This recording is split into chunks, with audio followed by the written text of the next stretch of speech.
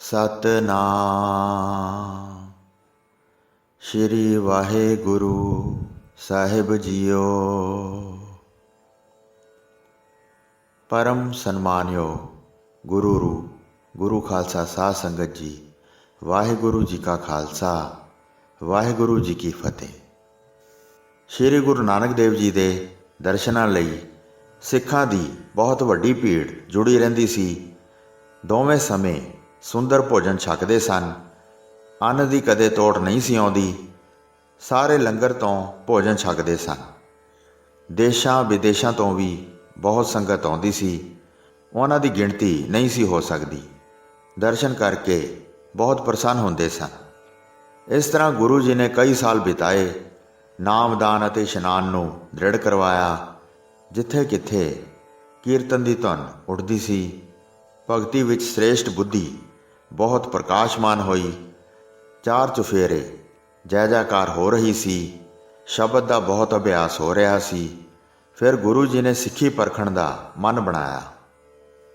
ਮਨੁੱਖਾਂ ਨੂੰ ਇਹ ਕਹਿ ਕੇ ਰੋਕ ਦਿੱਤਾ ਕਿ ਦਿਨ ਰਾਤ ਵਿੱਚ ਕੇਵਲ ਇੱਕ ਸਮੇਂ ਲੰਗਰ ਚੱਲਿਆ ਕਰੇਗਾ।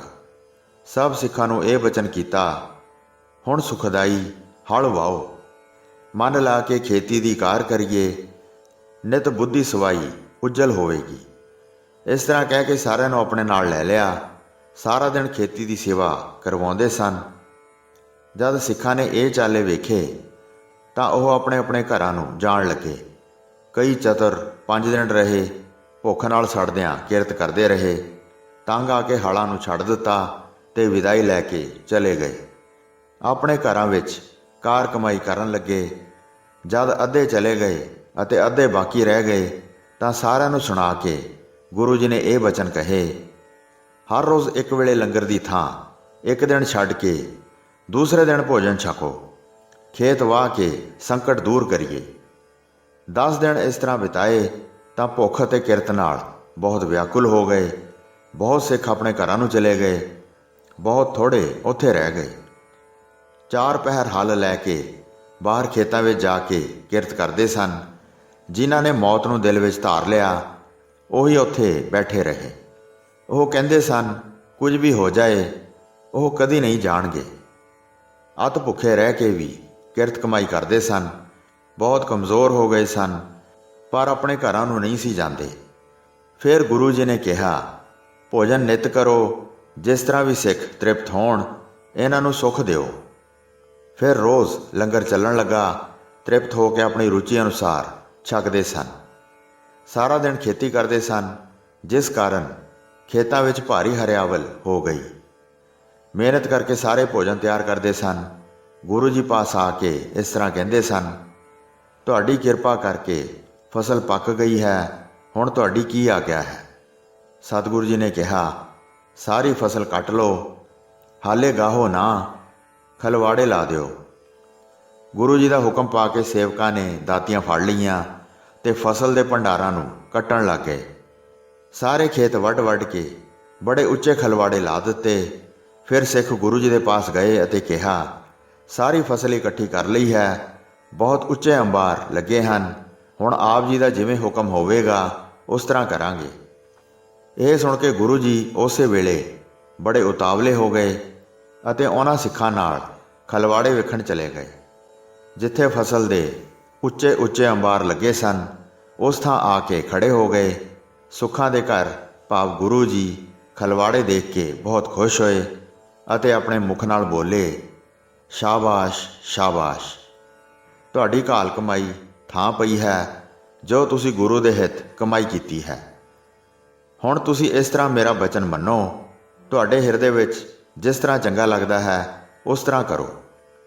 ਸਿੱਖਾਂ ਨੇ ਕਿਹਾ, ਸਾਡੇ ਹੱਥ ਵਿੱਚ ਕੀ ਹੈ, ਅਸੀਂ ਤਾਂ ਤੁਹਾਡੇ ਬਚਨਾਂ ਅਨੁਸਾਰ ਚੱਲਣਾ ਹੈ। ਸ਼੍ਰੀ ਗੁਰੂ ਨਾਨਕ ਦੇਵ ਜੀ ਨੇ ਕਿਹਾ, ਮੇਰੇ ਬਚਨ ਕੰਨ ਦੇ ਕੇ ਸੁਣੋ, ਲਾਲਚ ਕਰਨ ਨਾਲ ਕੁਝ ਵੀ ਹੱਥ ਨਹੀਂ ਆਉਂਦਾ। ਅੱਗ ਲਾ ਕੇ ਸਾਰੀ ਫੂਕ ਦਿਓ, ਹਿਰਦੇ ਦੇ ਲਾਲਚ ਨੂੰ ਦੂਰ ਕਰ ਦਿਓ। ਇਹ ਸੁਣ ਕੇ ਸਾਰੇ ਸਿੱਖ ਮਨ ਵਿੱਚ ਬਹੁਤ ਹੈਰਾਨ ਹੋਏ। ਅੰਨ ਦੇ ਭੰਡਾਰ ਕਿਉਂ ਫੂਕਣ ਨੂੰ ਕਹਿ ਰਹੇ ਹਨ? ਵੱਡੇ ਜ਼ੋਰ ਨਾਲ ਕਮਾਈ ਕੀਤੀ ਸੀ, ਬਹੁਤ ਦੁੱਖ ਪਾ ਕੇ ਇਸ ਦੀ ਪਾਲਣਾ ਕੀਤੀ ਹੈ। ਸਾਡੇ ਪਾਸੋਂ ਇਹ ਕਦੀ ਵੀ ਫੂਕੀ ਨਹੀਂ ਜਾ ਸਕਦੀ। ਕਈ ਇਸ ਤਰ੍ਹਾਂ ਕਹਿ ਕੇ ਪਿੱਛੇ ਹਟ ਗਏ। ਕਈਆਂ ਨੇ ਹਿਰਦੇ ਵਿੱਚ ਵਿਚਾਰ ਕੀਤੀ ਕਿ ਸਾਡੇ ਪਾਸੋਂ ਗੁਰੂ ਜੀ ਦੇ ਬਚਨਾਂ ਅਨੁਸਾਰ ਹਾਣ ਲਾਭ ਨਹੀਂ ਵੇਖਿਆ ਜਾ ਸਕਦਾ, ਸਾਨੂੰ ਉਹਨਾਂ ਦੀ ਆਗਿਆ ਮੰਨ ਲੈਣੀ ਚਾਹੀਦੀ ਹੈ। ਉਹਨਾਂ ਨੇ ਤੁਰੰਤ ਖਲਵਾੜਿਆਂ ਨੂੰ ਅੱਗ ਲਾ ਦਿੱਤੀ। ਸੁੱਕੀ ਹੋਈ ਫਸਲ ਸੀ, ਝੱਟ ਸਾਰੀ ਸੜ ਗਈ। ਇਸ ਤਰ੍ਹਾਂ ਵੇਖ ਕੇ ਸਭ ਹੈਰਾਨ ਹੋਏ। ਗੁਰੂ ਜੀ ਦੀ ਗਤੀ ਜਾਣੀ ਨਹੀਂ ਸੀ ਜਾ ਸਕਦੀ। ਗੁਰੂ ਜੀ ਦੇ ਚਰਨ ਕਮਲਾਂ 'ਤੇ ਬੰਦਨਾ ਕੀਤੀ। ਮੁਖ ਤੋਂ ਜੈ ਜੈ ਸ਼ਬਦ ਉਚਾਰਨ ਲੱਗੇ। ਫਿਰ ਚੱਲ ਕੇ ਸ਼੍ਰੀ ਕਰਤਾਰਪੁਰ ਵਿੱਚ ਆ ਗਏ, ਜਿੱਥੇ ਕਿੱਥੇ ਸ਼ਬਦ 'ਤੇ ਵਿਚਾਰ ਹੁੰਦੀ ਸੀ। ਫਿਰ ਜਦ ਕਾਫੀ ਸਮਾਂ ਬੀਤ ਗਿਆ ਅਤੇ ਜਦ ਹੋਰ ਸੰਗੀ ਵੀ ਆਉਣ ਲੱਗੇ, ਇੱਕ ਦਿਨ ਲੱਕ ਨਾਲ ਛੁਰਾ ਬੰਨ੍ਹ ਕੇ ਸਭ ਤਰ੍ਹਾਂ ਨਾਲ ਸ਼ਿਕਾਰੀ ਦਾ ਰੂਪ ਧਾਰਨ ਕਰ ਲਿਆ। ਅਨੇਕਾਂ ਸੂਅਰ ਅੱਗੇ ਲਾ ਲਏ ਅਤੇ ਕਈ ਕੁੱਤੇ ਮਗਰ ਲਾ ਲਏ। ਨਗਰ ਤੋਂ ਨਿਕਲ ਕੇ ਬਾਹਰ ਖੜੇ ਹੋ ਗਏ। ਸਿੱਖ ਵੇਖ ਕੇ ਬਹੁਤ ਹੈਰਾਨ ਹੋਏ। ਸਿੱਖਾਂ ਵਿੱਚ ਸ਼ਰਧਾ ਨਾ ਰਹੀ। ਬਹੁਤ ਸਿੱਖ ਡੋਲ ਗਏ, ਜਿਵੇਂ ਵੱਡੀ ਹਨੇਰੀ ਰੁੱਖਾਂ ਨੂੰ ਹਿਲਾ ਦਿੰਦੀ ਹੈ। ਗੁਰੂ ਜੀ ਦਾ ਸਾਥ ਛੱਡ ਦਿੱਤਾ ਤੇ ਸ਼੍ਰੀ ਕਰਤਾਰਪੁਰ ਵਿੱਚ ਆ ਬੈਠੇ। ਮਿਲ ਕੇ ਕਹਿਣ ਲੱਗੇ, ਗੁਰੂ ਜੀ ਤਾਂ ਹੁਣ ਦੀਵਾਨੇ ਹੋ ਗਏ ਹਨ। ਕੁਕਰਮ ਕਰਨ ਦੀ ਜਿਹੜੀ ਉਹਨਾਂ ਨੇ ਮਨ ਵਿੱਚ ਧਾਰੀ ਹੈ, ਹੁਣ ਉਹਨਾਂ ਨਾਲ ਰਹਿਣਾ ਸਾਡਾ ਬਣਦਾ ਨਹੀਂ। ਕੈਸੇ ਉਲਟ ਪੁਲਟ ਬਚਨ ਮੂੰਹ ਤੋਂ ਬੋਲ ਰਹੇ ਹਨ। ਉਹਨਾਂ ਦਾ ਅਜਿਹਾ ਕਰੂੜ ਸਰੂਪ ਸਾਥੋਂ ਵੇਖਿਆ ਨਹੀਂ ਜਾਂਦਾ। ਸੂਅਰ ਅਤੇ ਕੁੱਤੇ ਵੀ ਉਹਨਾਂ ਨੇ ਆਪਣੇ ਪਾਸ ਰੱਖ ਲਏ ਹਨ। ਇੱਕ ਭਾਈ ਲਹਿਣਾ ਜੀ ਨੇ ਸੰਗ ਨਾ ਛੱਡਿਆ। ਪਾਸ ਖਲੋ ਕੇ ਹੱਥ ਜੋੜਨ ਲੱਗੇ। ਤਨ ਮਨ ਧਨ ਜਿਨ੍ਹਾਂ ਨੇ ਭੇਟ ਕਰ ਦਿੱਤਾ ਸੀ, ਉਹ ਪਿੱਛੇ ਕਿਵੇਂ ਹਟਣ। ਜਿਨ੍ਹਾਂ ਨੇ ਆਪਣੇ ਆਪ ਨੂੰ ਸਮਰਪਿਤ ਕਰ ਦਿੱਤਾ ਸੀ, ਸ਼੍ਰੀ ਸਤਿਗੁਰੂ ਜੀ ਨੇ ਉਸ ਸਮੇਂ ਇੱਕ ਸ਼ਬਦ ਦਾ ਉਚਾਰਨ ਕੀਤਾ। ਸ੍ਰੀ ਰਾਗ ਮਹੱਲਾ ਪਹਿਲਾ, ਘਰ ਚੌਥਾ। ਏਕ ਸਵਾਨ ਦੋਏ ਸਵਾਨੀ ਨਾਲ, ਭਲਕੇ ਭੌਂਕੈ ਸਦਾ ਬਿਆਲ। ਕੂੜ ਛੁਰਾ ਮੁੱਠਾ ਮੁਰਦਾਰ, ਧਾਨਕ ਰੂਪ ਰਹਾ ਕਰਤਾਰ। ਮੇਰੇ ਨਾਲ ਇੱਕ ਕੁੱਤਾ ਅਤੇ ਦੋ ਕੁੱਤੀਆਂ ਹਨ। ਸਵੇਰੇ ਸਵੇਰੇ ਉਹ ਹਵਾ ਨੂੰ ਭੌਂਕਦੇ ਹਨ। ਝੂਠ ਮੇਰੀ ਖੰਜਰ ਹੈ ਅਤੇ ਠੱਗ ਕੇ ਖਾਣਾ ਲਾਸ਼ ਹੈ। ਹੇ ਸਿਰਜਣਹਾਰ, ਮੈਂ ਸ਼ਿਕਾਰੀ ਦੇ ਰੂਪ ਵਿੱਚ ਰਹਿੰਦਾ ਹਾਂ। ਮੈਂ ਆਪਣੇ ਮਾਲਕ ਦੀ ਨਸੀਹਤ 'ਤੇ ਅਮਲ ਨਹੀਂ ਕਰਦਾ ਅਤੇ ਨਾ ਹੀ ਨੇਕ ਅਮਲ ਕਮਾਉਂਦਾ ਹਾਂ। ਮੈਂ ਕੁਰੂਪ ਤੇ ਭਿਆਨਕ ਹੋ ਰਿਹਾ ਹਾਂ। ਤੇਰਾ ਇੱਕ ਨਾਮ ਸੰਸਾਰ ਨੂੰ ਤਾਰਦਾ ਹੈ। ਕੇਵਲ ਇਹ ਹੀ ਮੇਰੀ ਉਮੀਦ ਹੈ ਅਤੇ ਇਹ ਹੀ ਆਸਰਾ ਹੈ। ਆਪਣੇ ਮੂੰਹ ਨਾਲ ਮੈਂ ਦਿਨ ਰਾਤ ਨਿੰਦਿਆ ਕਰਦਾ ਹਾਂ। ਮੈਂ ਕਮੀਨਾ ਅਤੇ ਨੀਚ ਹਾਂ ਅਤੇ ਪਰਾਏ ਘਰ ਤੱਕਦਾ ਹਾਂ। ਕਾਮ ਕ੍ਰੋਧ ਇਹ ਦੋਵੇਂ ਚੰਡਾਲ ਮੇਰੀ ਦੇਹ ਵਿੱਚ ਰਹਿੰਦੇ ਹਨ। ਹੇ ਸਿਰਜਣਹਾਰ, ਮੈਂ ਸ਼ਿਕਾਰੀ ਦੇ ਰੂਪ ਵਿੱਚ ਰਹਿੰਦਾ ਹਾਂ। ਦੇਖਣ ਚਾਖਣ ਵਿੱਚ ਸ਼ਰੀਫ ਹਾਂ, ਪਰ ਮੇਰੀ ਨੀਅਤ ਹੋਰਨਾਂ ਨੂੰ ਫਸਾਉਣ ਦੀ ਹੈ। ਮੈਂ ਠੱਗ ਹਾਂ ਅਤੇ ਦੇਸ਼ ਨੂੰ ਠੱਗਦਾ ਹਾਂ। ਮੈਂ ਬਹੁਤ ਚਲਾਕ ਹਾਂ ਅਤੇ ਮੈਂ ਪਾਪਾਂ ਦਾ ਭਾਰ ਚੁੱਕਿਆ ਹੈ। ਹੇ ਕਰਤਾਰ, ਮੈਂ ਸ਼ਿਕਾਰੀ ਦੇ ਰੂਪ ਵਿੱਚ ਰਹਿੰਦਾ ਹਾਂ। ਮੈਂ ਪਰਾਇਆ ਮਾਲ ਖਾਣ ਵਾਲੇ ਨੇ ਤੇਰੀ ਕੀਤੀ ਨੇਕੀ ਦੀ ਕਦਰ ਨਹੀਂ ਪਾਈ ਹੈ। ਹੇ ਸੁਆਮੀ, ਮੈਂ ਦੁਸ਼ਟ ਚੋਰ ਤੈਨੂੰ ਕਿਹੜਾ ਮੂੰਹ ਵਿਖਾਵਾਂਗਾ। ਨਾਨਕ ਇਹ ਵਿਚਾਰ ਕਹਿੰਦਾ ਹੈ, ਹੇ ਕਰਤਾਰ, ਮੈਂ ਸ਼ਿਕਾਰੀ ਦੇ ਸਰੂਪ ਵਿੱਚ ਰਹਿੰਦਾ ਹਾਂ। ਉੱਚੀ ਸੁਰ ਵਿੱਚ ਰਾਗ ਅਲਾਪ ਕੇ ਗੁਰੂ ਜੀ ਸ਼ਬਦ ਪੜ੍ਹਦੇ ਫਿਰਦੇ ਸਨ। ਜਿੱਥੇ ਬਹੁਤ ਉਜਾੜ ਸੀ, ਉਹ ਉੱਥੇ ਚਲੇ ਗਏ। ਮੁਖ 'ਤੇ ਬਹੁਤ ਤੇਜ਼ ਪ੍ਰਕਾਸ਼ਮਾਨ ਹੋ ਰਿਹਾ ਸੀ। ਭੈ ਦਾ ਇੱਕ ਸਰੂਪ ਵੇਖਿਆ ਨਹੀਂ ਸੀ ਜਾਂਦਾ। ਸੂਰਜ ਦੇ ਸਾਹਮਣੇ ਹੋਣ ਨਾਲ ਜਿਵੇਂ ਅੱਖਾਂ ਬੰਦ ਹੋ ਜਾਂਦੀਆਂ ਹਨ, ਇਸ ਤਰ੍ਹਾਂ ਕਾਫੀ ਸਮਾਂ ਬਤੀਤ ਕੀਤਾ। ਭਾਈ ਲਹਿਣਾ ਜੀ ਨੇ ਜ਼ੋਰ ਲਾ ਕੇ ਬਚਨ ਕਿਹਾ, ਹੇ ਪ੍ਰਭੂ ਜੀ, ਜੋ ਤੁਸੀਂ ਸਾਂਗ ਬਣਾਇਆ ਹੈ, ਸਾਰੇ ਵੇਖ ਕੇ ਹੈਰਾਨ ਹੋ ਰਹੇ ਹਨ। ਧੀਰਜ ਰਹਿਤ ਹੋ ਕੇ ਸਾਥ ਛੱਡ ਗਏ ਹਨ। ਹੇ ਨਾਥ ਜੀ, ਹੁਣ ਸਾਡੇ ਨਾਲ ਕੋਈ ਸੰਗੀ ਸਾਥੀ ਵੀ ਨਹੀਂ ਰਿਹਾ ਹੈ। ਇੱਕ ਮੈਂ ਹੀ ਰਿਹਾ ਹਾਂ ਤੇ ਕਦੀ ਵੀ ਜਾਵਾਂਗਾ ਨਹੀਂ। ਜਿਸ ਤਰ੍ਹਾਂ ਦੀ ਮਰਜ਼ੀ ਹੈ ਪਰਖ ਕਰ ਲਓ, ਸਭ ਸਹਿ ਲਵਾਂਗਾ। ਮੈਂ ਤਨ ਮਨ ਵੇਚ ਕੇ ਪ੍ਰੇਮ ਮੁੱਲ ਲਿਆ ਹੈ। ਭਾਵੇਂ ਮੈਨੂੰ ਛੱਡੋ, ਭਾਵੇਂ ਮਾਰੋ, ਮੈਂ ਤੁਹਾਡਾ ਮੁੱਲ ਲਿਆ ਗੋਲਾ ਹਾਂ। ਮਾਰਨਾ ਚਾਹੁੰਦੇ ਹੋ ਤਾਂ ਮੈਨੂੰ ਮਾਰ ਦਿਓ। ਦਿਲ ਵਿੱਚ ਚੰਗਾ ਲੱਗੇ ਤਾਂ ਜਿਉਂਦਾ ਰੱਖ ਲਓ। ਜੇ ਤੁਹਾਡੀ ਖਾਤਰ ਹੀ ਮੇਰਾ ਤਨ ਖਤਮ ਹੋ ਜਾਏ ਤਾਂ ਮੈਂ ਆਪਣੇ ਵੱਡੇ ਭਾਗ ਸਮਝਾਂਗਾ। ਇਹ ਲਾਲਸਾ ਸਦਾ ਮੇਰੇ ਦਿਲ ਵਿੱਚ ਰਹਿੰਦੀ ਹੈ। ਤੁਹਾਡੀ ਖਾਤਰ ਤਨ ਨੂੰ ਵਿਨਾਸ਼ ਕਰ ਦੇਣਾ ਚਾਹੁੰਦਾ ਹਾਂ। ਕਦੇ ਵੀ ਵੇਖ ਕੇ ਹਿਰਦੇ ਵਿੱਚ ਭਰਮ ਨਹੀਂ ਕੀਤਾ, ਹੁਣ ਅਜਿਹਾ ਸਾਂਗ ਕਿਉਂ ਬਣਾਇਆ ਹੈ। ਨਰਕਾਂ ਤੋਂ ਬਚਾਉਣ ਵਾਲੇ ਭਾਵ ਗੁਰੂ ਜੀ ਭਾਈ ਲਹਿਣਾ ਜੀ ਦੀਆਂ ਗੱਲਾਂ ਸੁਣ ਕੇ ਬੋਲੇ, ਇਸ ਤਰ੍ਹਾਂ ਹੀ ਹੁਣ ਸਾਡੇ ਦਿਲ ਵਿੱਚ ਆਈ ਸੀ, ਮਾਨਵ ਪਾਸ ਕੋਈ ਵੀ ਮੇਰਾ ਸਹਾਈ ਨਹੀਂ ਹੈ। ਤੂੰ ਹੁਣ ਤੱਕ ਦੇਰ ਕਿਉਂ ਲਾਈ ਹੈ? ਮੇਰਾ ਸੰਗ ਛੱਡ ਕੇ ਚਲੇ ਜਾਓ, ਮੇਰਾ ਬਚਨ ਮੰਨੋ ਤੇ ਮੇਰੇ ਪਾਸ ਨਾ ਰਹੋ, ਸਾਥ ਛੱਡ ਕੇ ਚਲੇ ਜਾਓ। ਇਹ ਵਿਚਾਰ ਸੁਣ ਕੇ ਭਾਈ ਲਹਿਣੇ ਨੇ ਹੱਥ ਜੋੜ ਕੇ ਕਿਹਾ, ਗੁਰੂ ਦੀ ਰਜ਼ਾ ਨੂੰ ਜਿਹੜਾ ਮੋੜਦਾ ਹੈ ਉਹ ਅਮੋੜ ਹੈ। ਮੈਂ ਸਦਾ ਹੀ ਉਹਨਾਂ ਦੇ ਹੁਕਮ ਨੂੰ ਸਿਰ ਤੇ ਧਰਦਾ ਹਾਂ। ਇਹ ਕਹਿ ਕੇ ਭਾਈ ਲਹਿਣਾ ਜੀ ਪਿੱਛੇ ਚਲੇ ਗਏ। ਗੁਰੂ ਜੀ ਨੇ ਉਹਨਾਂ ਵੱਲ ਵੇਖ ਕੇ ਕਿਹਾ, ਮੈਂ ਇੱਕ ਵਾਰ ਫੇਰ ਬਚਨ ਕਰਦਾ ਹਾਂ, ਜੇ ਪਿੱਛੇ ਹਟ ਕੇ ਫਿਰ ਮੇਰੇ ਵੱਲ ਵੇਖੇਂਗਾ ਤਾਂ ਤੂੰ ਆਪਣਾ ਕੀਤਾ ਪਾਵੇਂਗਾ। ਮੇਰੇ ਲਾਗੇ ਖੜਾ ਨਾ ਹੋਵੋ, ਭੱਜ ਜਾਓ ਤੇ ਫਿਰ ਦੁਬਾਰਾ ਇੱਥੇ ਨਾ ਆਓ। ਇਹ ਬਚਨ ਸੁਣ ਕੇ ਭਾਈ ਲਹਿਣਾ ਜੀ ਭੱਜ ਉੱਠੇ ਪਿਛਲੇ ਪਾਸੇ ਵੱਲ। ਉਹਨਾਂ ਨੇ ਦੁਬਾਰਾ ਮੁੜ ਕੇ ਨਾ ਵੇਖਿਆ। ਜਿਵੇਂ ਜੰਗ ਵਿੱਚ ਫੌਜ ਭੱਜ ਉੱਠਦੀ ਹੈ, ਜਿਵੇਂ ਸਾਰੀ ਫੌਜ ਮਾਰੀ ਗਈ ਹੋਵੇ ਤੇ ਖਬਰ ਦੇਣ ਲਈ ਭਾਈ ਲਹਿਣਾ ਜੀ ਭੱਜੇ ਹੋਣ। ਭਾਈ ਲਹਿਣਾ ਜੀ ਦੌੜ ਕੇ ਸ਼੍ਰੀ ਕਰਤਾਰਪੁਰ ਸਾਹਿਬ ਆ ਗਏ। ਰਾਹ ਵਿੱਚ ਉਹ ਕਿਤੇ ਵੀ ਰੁਕੇ ਨਹੀਂ। ਕਈ ਸਿੱਖ ਨਗਰ ਵਿੱਚ ਬੈਠੇ ਸਨ, ਜਿਨ੍ਹਾਂ ਦਾ ਘਰ ਅਤੇ ਧਨ ਨਾਲ ਕੋਈ ਮੋਹ ਨਹੀਂ ਸੀ। ਉਹ ਭਾਈ ਲਹਿਣੇ ਦੇ ਪਾਸ ਚੱਲ ਕੇ ਆਏ, ਪੁੱਛਣ ਲੱਗੇ, ਤੇਰੇ ਨਾਲ ਕਿਸ ਤਰ੍ਹਾਂ ਬੀਤੀ ਹੈ? ਥਕਾਵਟ ਕਰਕੇ ਤੇਰੇ ਚਿਹਰੇ ਤੇ ਪਸੀਨੇ ਦੀਆਂ ਬੂੰਦਾਂ ਆਈਆਂ ਹੋਈਆਂ ਹਨ, ਬੜਾ ਸਾਹ ਚੜ੍ਹਿਆ ਹੈ, ਐਡਾ ਤੇਜ਼ ਕਿਉਂ ਦੌੜਿਆ ਹੈ? ਸ਼੍ਰੀ ਗੁਰੂ ਜੀ ਬਾਰੇ ਸਾਰੀ ਖਬਰ ਦੱਸੋ, ਤੁਹਾਡੇ ਨਾਲ ਕਿਵੇਂ ਬੀਤੀ ਹੈ ਉਹ ਵੀ ਸਾਨੂੰ ਦੱਸੋ।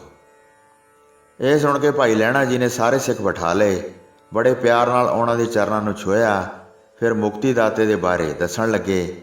ਬੜੀ ਕੋਮਲ ਅਤੇ ਮਿੱਠੀ ਸੁਰ ਵਿੱਚ ਉਹਨਾਂ ਨੇ ਕਿਹਾ, ਕਲਯੁਗ ਵਿੱਚ ਮਨੁੱਖਾਂ ਨੂੰ ਤਾਰਨ ਵਾਸਤੇ ਸ਼੍ਰੀ ਕਰਤਾਰ ਨੇ ਆਪ ਜਨਮ ਧਾਰਿਆ ਹੈ। ਉਹਨਾਂ ਨੂੰ ਮਨੁੱਖ ਵਾਂਗ ਜਾਣ ਕੇ ਹਿਰਦੇ ਵਿੱਚ ਭਰਮ ਨਾ ਕਰੋ। ਉਹ ਸ਼੍ਰੀ ਪਰਮੇਸ਼ਰ ਦੇ ਅਵਤਾਰ ਹਨ। ਉਸ ਮੁਕਤੀ ਦਾਤੇ ਨੂੰ ਹੋਰ ਨਾ ਸਮਝੋ। ਸਾਰਿਆਂ ਮਨੁੱਖਾਂ ਨੂੰ ਪਰਖਣ ਹਿੱਤ ਗੁਰੂ ਜੀ ਨੇ ਸਾਂਗ ਰਚਿਆ ਹੈ। ਅਸੀਂ ਤੁਸੀਂ ਜੀਵ ਉਹਨਾਂ ਅੱਗੇ ਵਿਕੇ ਹੋਏ ਹਾਂ, ਚਾਹੇ ਰੱਖਣ ਚਾਹੇ ਮਾਰ ਦੇਣ, ਜਿਨ੍ਹਾਂ ਨੂੰ ਅਸੀਂ ਸਰਬੰਸ ਦੇ ਚੁੱਕੇ ਹਾਂ।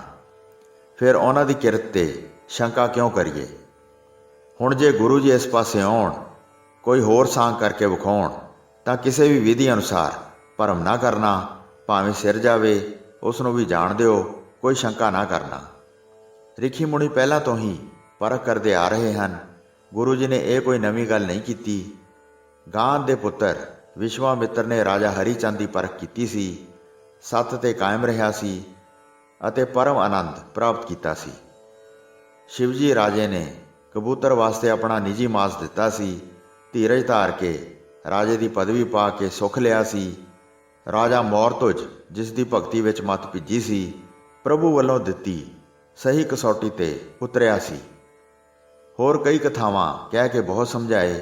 3 ਘੜੀਆਂ ਜਦ ਬੀਤ ਗਈਆਂ, ਉਸ ਵੇਲੇ ਗੁਰੂ ਨਾਨਕ ਜੀ ਚੱਲ ਕੇ ਆ ਗਏ। ਸਿੱਖ ਅਚਾਨਕ ਵੇਖ ਕੇ ਉੱਠ ਕੇ ਖਲੋ ਗਏ, ਹੱਥ ਜੋੜ ਕੇ ਬੰਦਨਾ ਕੀਤੀ। ਬਹੁਤ ਹੈਰਾਨ ਹੋਏ ਸਨ, ਇਸ ਲਈ ਕੋਈ ਬਚਨ ਨਾ ਬੋਲ ਸਕੇ। ਗੁਰੂ ਜੀ ਨੇ ਲੱਕ ਨਾਲ ਲਾਲ ਰੰਗ ਦੀ ਲੰਗੋਟੀ ਬੱਧੀ ਹੋਈ ਸੀ, ਸਿਰ ਤੇ ਕੁਲਹਾ ਪਾਇਆ ਹੋਇਆ ਸੀ ਤੇ ਹੱਥ ਵਿੱਚ ਡੰਡਾ ਫੜਿਆ ਸੀ। ਹੋਰ ਤਨ ਤੇ ਕੋਈ ਕੱਪੜਾ ਨਹੀਂ ਸੀ, ਜਿਨ੍ਹਾਂ ਨੇ ਬਹੁਤ ਮਨੁੱਖਾਂ ਦੀ ਭੈੜੀ ਮੱਤ ਨੂੰ ਦੂਰ ਕੀਤਾ ਸੀ। ਜਦ ਸਿੱਖ ਚਰਨਾਂ ਤੇ ਸਿਰ ਧਰਦੇ ਸਨ ਤਾਂ ਪਿੱਠ ਤੇ ਇੱਕ ਡੰਡਾ ਮਾਰ ਦਿੰਦੇ ਸਨ। ਸਾਰੇ ਹੈਰਾਨ ਰਹੇ ਅਤੇ ਚੁੱਪ ਕਰ ਰਹੇ। ਇਹ ਅਲੱਗ ਗਤੀ ਜਾਣੀ ਨਹੀਂ ਸੀ ਜਾਂਦੀ। ਸਾਰਿਆਂ ਨੂੰ ਇਸ ਤਰ੍ਹਾਂ ਹੀ ਡੰਡੇ ਮਾਰੇ। ਫਿਰ ਗੁਰੂ ਜੀ ਨੇ ਬਚਨ ਕੀਤੇ, ਇੱਥੇ ਕਿਉਂ ਬੈਠੇ ਹੋ? ਤੁਸੀਂ ਕੌਣ ਹੋ? ਆਪਣੇ ਆਪਣੇ ਘਰ ਚਲੇ ਜਾਓ, ਇੱਥੇ ਤੁਹਾਡਾ ਕੋਈ ਕੰਮ ਨਹੀਂ ਹੈ। ਫੌਰਨ ਦੌੜ ਕੇ ਬਾਹਰ ਨਿਕਲ ਜਾਓ। ਡਰਦਿਆਂ ਜ਼ੋਰ ਨਾਲ ਸਿੱਖਾਂ ਨੇ ਕਿਹਾ, ਅਸੀਂ ਤੁਹਾਡੇ ਸਿੱਖ ਹਾਂ ਤੇ ਮੁਕਤੀ ਦੇ ਚਾਹਵਾਨ ਹਾਂ। ਜਦ ਵੀ ਕੋਈ ਸਿੱਖ ਦਾ ਨਾਮ ਲੈਂਦਾ ਸੀ ਤਾਂ ਉਸ ਦੇ ਲੱਕ ਵਿੱਚ ਡੰਡਾ ਵੱਜਦਾ ਸੀ। ਗੁਰੂ ਜੀ ਦੀ ਇਸ ਹਾਲਤ ਨੂੰ ਸਾਰਿਆਂ ਨੇ ਵੇਖਿਆ। ਮਨ ਵਿੱਚ ਬਹੁਤ ਭੈ ਮੰਨ ਕੇ ਸਾਰੇ ਭੱਜ ਉੱਠੇ। ਥੋੜ੍ਹੇ ਜਿਹੇ ਹੀ ਉੱਥੇ ਬੈਠੇ ਰਹਿ ਗਏ। ਫਿਰ ਗੁਰੂ ਜੀ ਉਹਨਾਂ ਨੂੰ ਪੁੱਛਣ ਲੱਗੇ, ਮੇਰੇ ਕਾਹਦੇ ਸਿੱਖ ਬਣੇ ਹੋ? ਛੇਤੀ ਦੱਸੋ, ਦੇਰ ਨਾ ਲਾਓ। ਇਹ ਸੁਣ ਕੇ ਸਿੱਖਾਂ ਨੇ ਕਿਹਾ, ਅਸੀਂ ਉਸ ਸਮੇਂ ਤੋਂ ਹੀ ਤੁਹਾਡੇ ਸਿੱਖ ਹਾਂ ਜਦ ਤੋਂ ਤੁਸੀਂ ਸਾਨੂੰ ਆਪਣਾ ਸਿੱਖ ਬਣਾਇਆ ਸੀ। ਆਪ ਜੀ ਨੂੰ ਕੋਈ ਪਰਵਾਹ ਨਹੀਂ ਹੈ ਅਸੀਂ ਸ਼ਰਨ ਪੈ ਕੇ ਦੁੱਖ ਦੂਰ ਕਰਨਾ ਚਾਹੁੰਦੇ ਹਾਂ।